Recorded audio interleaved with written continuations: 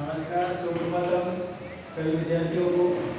आज अपन नए टॉपिक के साथ में क्लास को प्रारंभ करने जा रहे हैं। तो सबसे पहले देखिए शब्द रूप प्रकरण। ये संस्कृत की जब शुरुआत होती है वर्णमाला के बाद में जैसे अपन आगे बढ़ते हैं तो शब्द रूप आ जाते हैं, शब्द रूप और धातु रूप। अब प्रत्येक शब्दों के रूप कैसे चलते हैं और धातु रूप कैसे चलते हैं, इसके आधार पर आज अपन प्रारंभ करने जा रहे हैं। तो देखिए संस्कृत व्याकरण में शब्द तीन प्रकार के होते हैं। संस्कृत व्याकरण में शब्द तीन प्रकार के होते हैं। पहला संज्ञा, जिसको नाम भी कहते हैं, और दूसरा क्रिया शब्द, जिसको संस्कृत में धातु कहते हैं, और तीसरा होता अव्यय शब्द। तो अपने अव्यय शब्दों के बारे में पढ़ लिया था और अभी पढ़ेंगे नाम अर्थात संज्ञा शब्द रूप, और उसके बाद में धातु रूप पढ़ेंगे। अब देखिए इसी प्रकार ये शब्द भी अजंत और हलंत के रूप में चलते हैं, और ये शब्द भी दो प्रकार के होते हैं। एक शब्द होते हैं अजंत और दूसरे होते हैं हलंत। अब अजंत किसे कहते हैं? अच धन अंत अजंत, यानी जिन शब्दों के अंत में स्वर हो, यानी प्रयुक्त होते हैं अजंत, यानी जिसके अंत में अच प्लस अंत, अच का मतलब क्या था? स्वर, अंतिम अंत में जिसके अंत में स्वर हो, यानी स्वर हो, उसे क्या कहते हैं? अजंत कहते हैं। जैसे राम, कवि, गुरु। अब राम म के साथ में अ है, और कवि यहाँ पर ई की मात्रा, और गुरु में यहाँ पर उ की मात्रा। इसी प्रकार ये कैसे शब्द कहलाएंगे? ये अजंत शब्द कहलाएंगे। हलंत शब्द जिनके अंत में हल प्लस अंत यानी व्यंजन हो, उसे व्यंजनांत या फिर इसको हलंत शब्द कहते हैं। जैसे राजन और बलवंत। राजन शब्द में हलंत है और अंत में यहाँ पर तो है, ये व्यंजन है, इसलिए इसको हलंत शब्द भी कहते हैं। संस्कृत में शब्द को पद कहा जाता है। संस्कृत में शब्द को पद कहा जाता है। सुप तिङंतम पदम, ये पद की परिभाषा है। सुप तिङंतम पदम अर्थात ऐसे शब्द जिनके अंत में सुप या तिङ प्रत्यय जुड़े हो।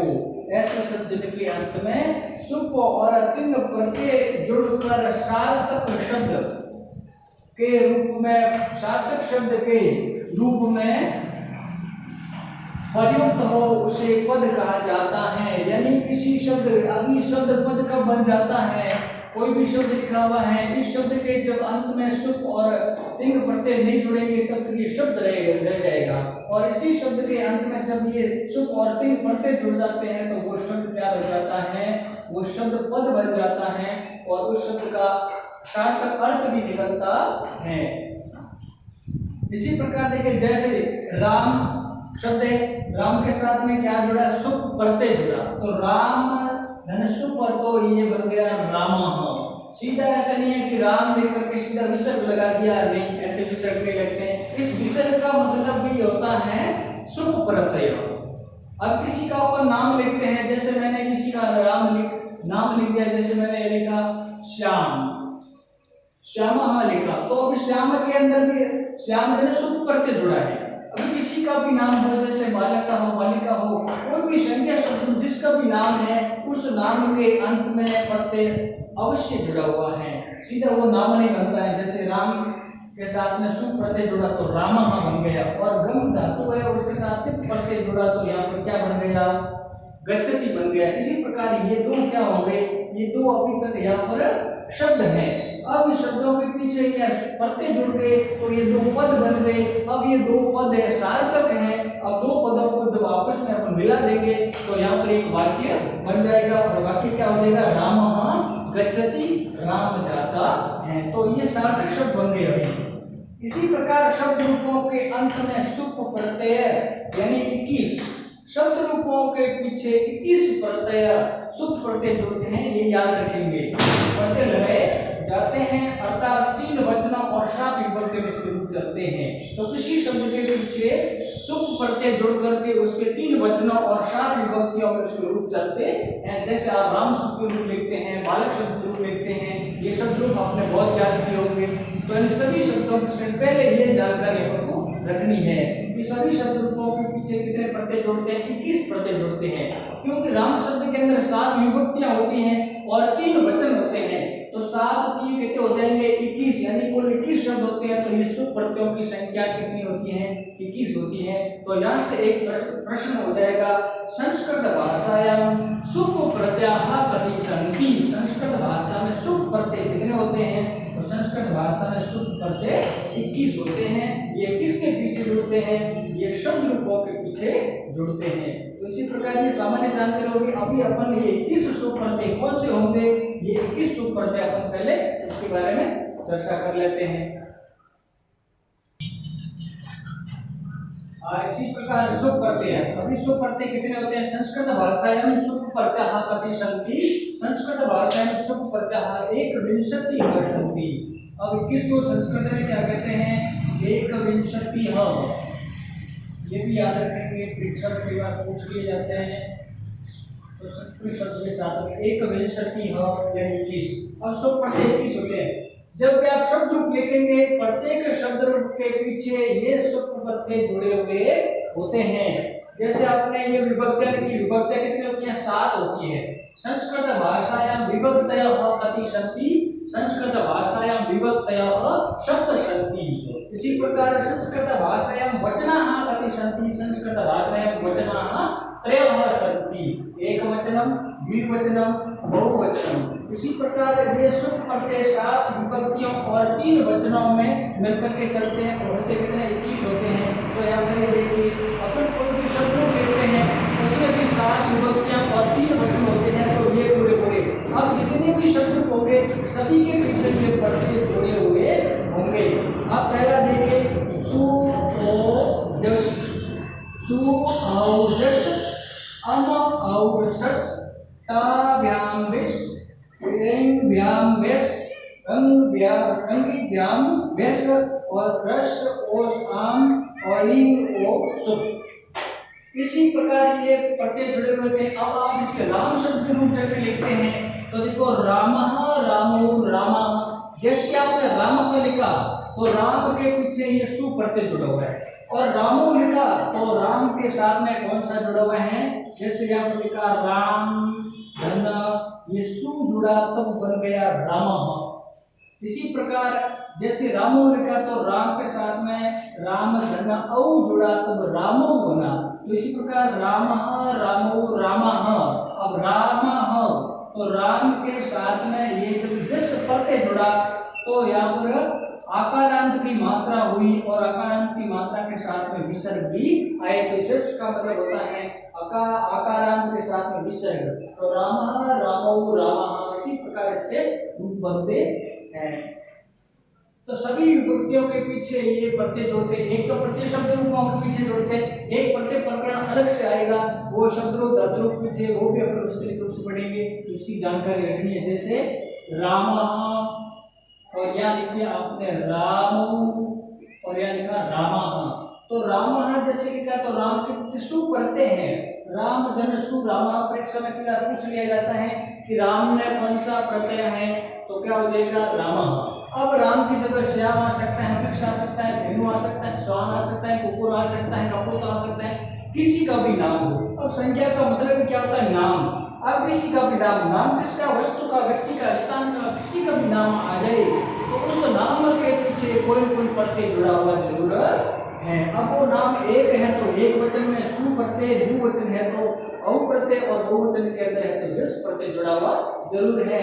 अब यहाँ पर भले स्त्रीलिंग हो, पुल्लिंग हो, नपुंसकलिंग हो, कोई भी हो, सभी शब्द रूपों के पीछे ये किस प्रत्यय ही जोड़े जाएंगे। इसमें ये जरूरी नहीं है कि पुल्लिंग से जोड़े जाएंगे, ये सभी शब्द रूपों के पीछे जोड़ते हैं। इसी प्रकार राम और जस तो रामम, रामो, रामान, रामेण, रामाभ्याम, रामेभ्यः।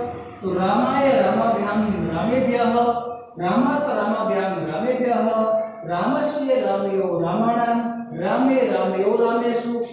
आप नीचे देखिए, 7 विभक्तियों से नीचे भी संबोधन होता है शब्द रूपों के अंदर, और संबोधन का मतलब होता है प्रथमा विभक्ति।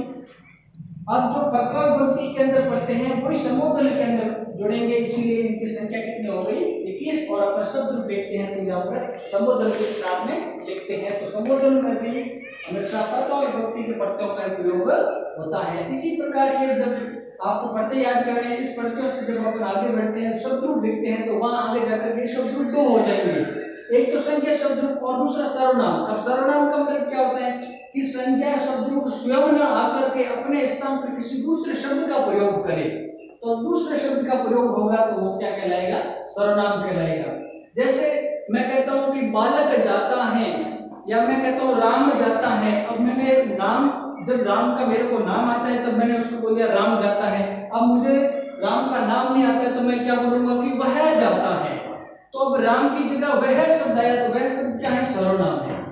तो इसी प्रकार ये सर्वनाम भी शब्द रूप होते हैं। इसके पीछे ये पढ़ते नहीं जोड़ेंगे। क्यों नहीं जोड़ेंगे, क्योंकि ये किसके स्थान पर आए हैं, ये संज्ञा शब्द के स्थान पर आए, इसलिए संज्ञा शब्दों के साथ ये पढ़ते पहले से ही जुड़े हुए हैं। तो ध्यान रखिए, संज्ञा शब्द रूप के अंदर जितने नाम वाले शब्द हैं वो सब संज्ञा शब्द रूप कहलाते हैं। जैसे हरि शब्द, लता शब्द, गुरु शब्द, धेनु शब्द, मातृ शब्द, पितृ शब्द, नदी शब्द, जितने भी नाम वाले शब्द रूप हैं वो सब संज्ञा शब्द रूप कहलाएंगे। और सभी संज्ञा शब्द रूपों के पीछे ये 21 प्रत्यय जोड़े जाते हैं, भले वो स्त्रीलिंग का हो, पुल्लिंग का हो, नपुंसकलिंग का हो, किसी का भी हो। जैसे मैंने किसी का नाम लिख दिया रमा, अब ये स्त्रीलिंग शब्द है, अब रमा नाम लिख दिया, इस रमा के पीछे प्रत्यय जुड़ा हुआ है। कौन सा जुड़ा हुआ है, जैसे देखिए रमा धना सु, बिल्कुल है। अब सु का मतलब आप देखेंगे कि राम धन सु किया तब तो विसर्ग आया, लेकिन यहाँ पर रमा धन सु किया तो कुछ आया ही नहीं, बिल्कुल, क्योंकि स्त्रीलिंग शब्द हमेशा आकारांत होते हैं। आकारांत शब्दों के पीछे एक वचन में विसर्ग नहीं लगता है, इनके साथ में यहाँ पर विसर्ग का लोप हो जाता है, बल्कि जुड़ा हुआ है इसके साथ में तो सु प्रत्यय जरूरी है। तो इसलिए ये सभी तीनों लिंगों में ये प्रत्यय प्रयोग होते हैं। तो इस संज्ञा शब्दों पर ये सर्वनाम। तत् शब्द, तत् का मतलब है वह, किम किम का मतलब क्या, कौन, अस्मत् का मतलब मैं, और युष्मत् का मतलब तुम, ये सभी संज्ञा शब्द रूप चलते हैं। इसी प्रकार ये सभी शब्द रूप तीनों लिंगों में अलग अलग नामों से पहचाने जाते हैं। अब उनका नामकरण कैसे होगा कि किस शब्द का अंत कैसे होता है, यानी पुल्लिंग, स्त्रीलिंग, नपुंसकलिंग। कुछ शब्द हकारांत कहलाते हैं, कुछ इकारांत, उकारांत, विकारांत, तकारांत, सकारांत, मकारांत, इस प्रकार के शब्द होते हैं। तो ये ऐसे क्यों होते हैं, क्योंकि शब्द का अंत जिस वर्ण से हो, उसे शब्द का अंत जिस वर्ण से हो, इसलिए उसका नाम क्या रख दिया, अकारांत। जैसे राम शब्द मैंने यहाँ पर लिखा राम, अब यहाँ पीछे अ है तो राम शब्द कैसा है, अकार अंत, यानी अकार। जिन शब्दों के अंत में अकार हो उसे अकारांत कहते हैं, जिन शब्दों के अंत में ई हो उसको इकारांत कहते हैं, और जिन शब्दों का अंत उ से हो उसे उकारांत कहते हैं, और जिन शब्दों का अंत री से हो तो इकारांत कहलाएंगे। इसी प्रकार स्त्रीलिंग शब्द हमेशा आकारांत होते हैं। जैसे किसी का अपन नाम लिखते हैं, जैसे बालिका का नाम लिख दिया, जैसे मान लीजिए लिख दिया शोभा, रमा, लता, इसी प्रकार ये सब आकारांत शब्द हैं तो कैसे करेंगे, स्त्रीलिंग। और इकारांत में स्त्रीलिंग होते हैं, इकारांत में कैसे होते हैं, जैसे मैंने स्त्रीलिंग इकारांत शब्द लिख दिया मति, ये मति शब्द स्त्रीलिंग है, और यहाँ पर इसका अंत किससे हो रहा है, इसका अंत ई से हो रहा है, इसलिए एक ऐसा शब्द कहलाया, इकारांत शब्द कहलाया। और नपुंसकलिंग में भी ऐसे होता है, अकारांत होते हैं, और नपुंसकलिंग के शब्द सभी पुल्लिंग की तरह चलते हैं, केवल इसमें दो विभक्ति अलग होती है। तो इसी प्रकार ये सब शब्दों पर चलेंगे। अब इसी प्रकार अपन एक राम शब्द रूप लिखते हैं, और आपको मैं एक एक रूप से हमेशा लिखवाता जाऊंगा, और आपको घर बैठकर इसको अच्छी तरीके से याद करना है, क्योंकि इनसे संबंधित अपन के जो आगे सब टॉपिक आएंगे पूरे शब्द रूप और धातु रूप पर ही निर्भर होंगे।